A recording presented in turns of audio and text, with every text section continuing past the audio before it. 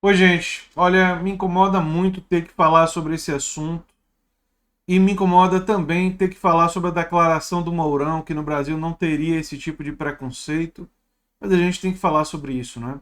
Eu estava lendo a reportagem sobre o caso e mesmo que a gente acreditasse em todo o relato que ele teve desentendimento com a Caixa, que ele tentou dar um soco no PM, nada disso foi provado, tudo isso pode ser alegações pós-fato, né? Em relação ao Freitas. Nada justifica o que os seguranças fizeram. Absolutamente nada. E é uma coisa assim. É uma coisa. É barbárie, né? Não é civilização. Esse tipo de comportamento.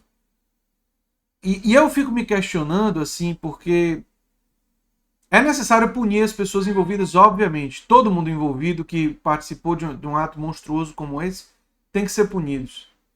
Mas eu fico pensando, como é que a gente vai evitar que isso aconteça de novo? Né?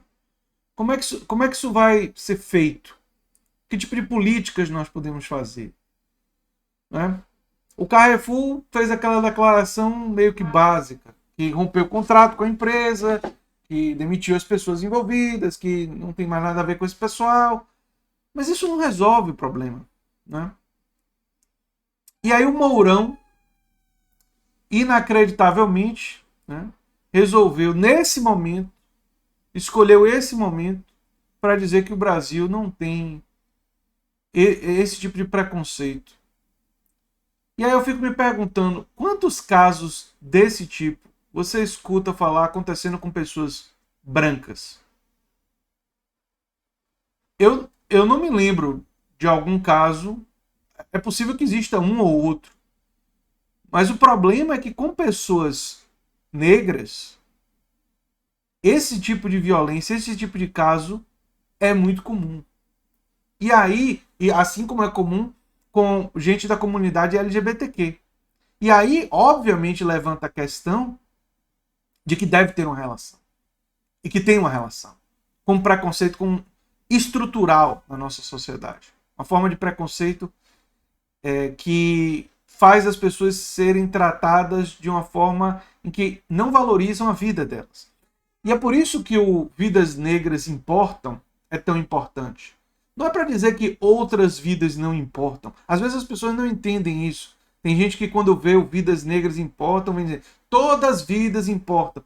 Isso é óbvio. Mas você está enfatizando que vidas negras importam porque a sociedade, porque nossa sociedade, porque nossa organização social tem práticas, pessoas têm práticas que demonstram não valorizar vidas negras.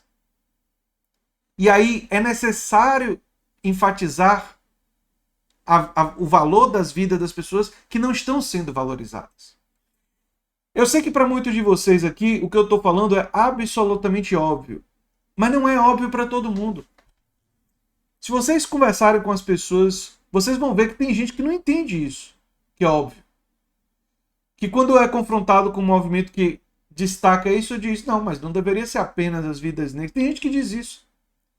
E não estão percebendo que a ênfase está acontecendo porque você olha para a sociedade e você vê atitudes como essa se repetindo múltiplas vezes e demonstrando que, lamentavelmente, o que é óbvio precisa ser dito e precisa se enfatizar com força o valor da vida de pessoas que estão sendo desvalorizadas em sua vida.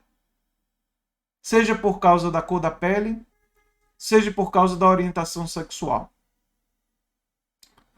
É óbvio que todos têm que ser protegidos, mas nesse momento faz muito sentido enfatizar a proteção a pessoas que não estão sendo protegidas. Ai, ai. E vamos falar da fala do Mourão.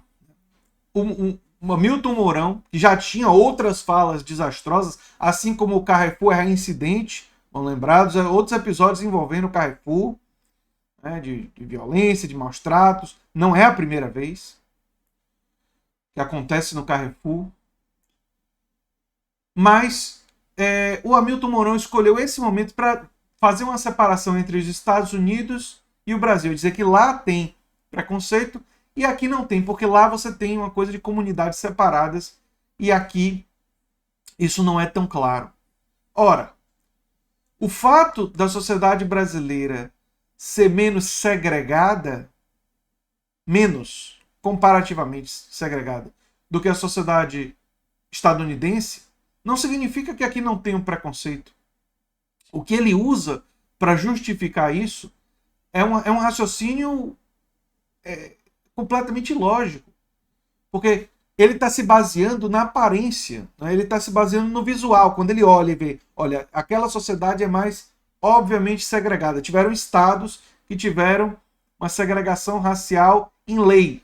E no Brasil, a segregação racial acontece de uma forma menos clara, menos legalizada. Não é? Existe um pouco mais de convívio entre diferentes etnias. Mas isso não muda o comportamento policial, isso não muda o comportamento de segurança, isso não muda o comportamento de um Estado e de um setor privado que leva pessoas, de uma ideologia, de uma forma de pensar, que leva as pessoas a terem mais facilidade em realizar violências com pessoas de determinada cor de pele e com determinada orientação sexual.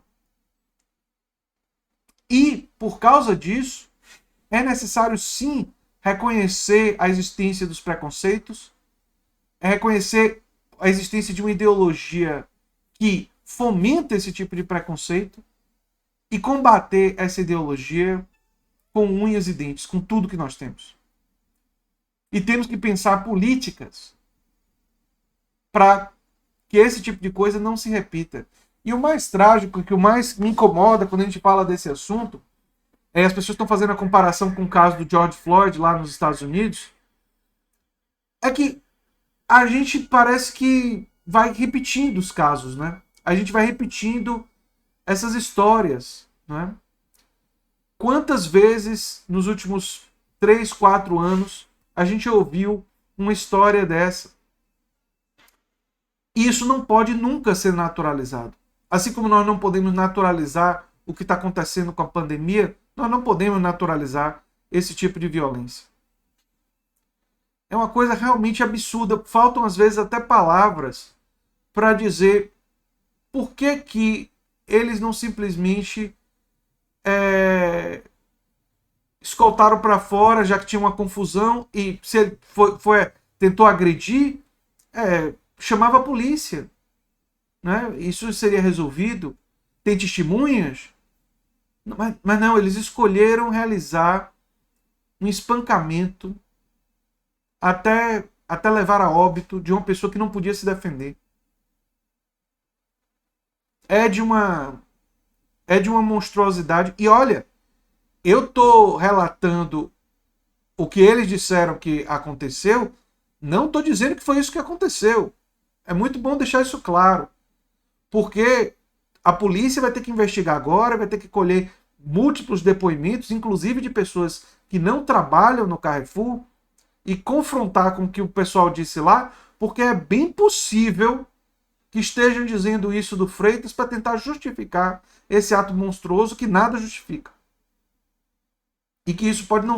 O que eles estão relatando sobre o caso pode, inclusive, não ser verdade. A gente não sabe ainda. A gente não sabe. E é bom que a gente tenha essa prudência, essa calma, né, nesse momento, da gente não dizer que a gente sabe exatamente. O que a gente sabe é que nada justifica o que os seguranças fizeram. Nada.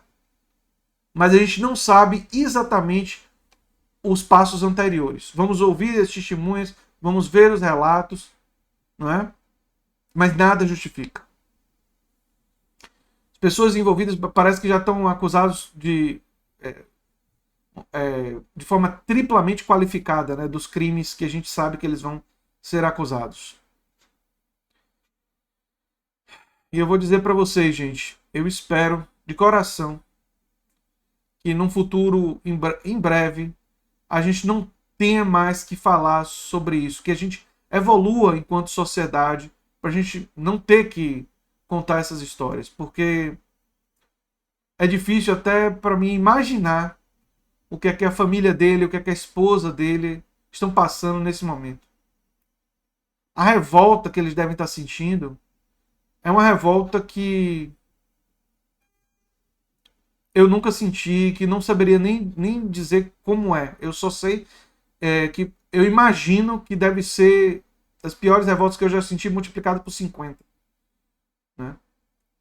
Então, é muito triste e a gente não pode simplesmente ficar triste. A gente tem que ser movido por ação e tem uma vereadora eleita pelo PSOL lá em Porto Alegre, que é a Karen, que já está se mobilizando com outras pessoas para fazer manifestação. Espero que todo mundo com máscara, todo mundo fazendo tudo direitinho, tentando manter o distanciamento social, porque estamos ainda durante a pandemia, mas temos que sim ter uma atitude política diante disso e temos que caminhar para superar, para não mais ter que contar essas histórias. Enfim, era o que eu tinha para dizer sobre esse assunto. Se você gosta do que eu faço aqui no canal A Nova Máquina do Tempo, se inscreva, dê um like, compartilhe. Eu sou André Teixeira Jacobina e torço para que todos vocês estejam nas redes sociais compartilhando solidariedade com a família de Freitas, né? E a vítima, né? E exigindo, não só do Carrefour, mas do poder público, uma atitude mais enérgica para que esses casos não se repitam. É isso aí. Um abração e até o próximo vídeo. Tchau, tchau.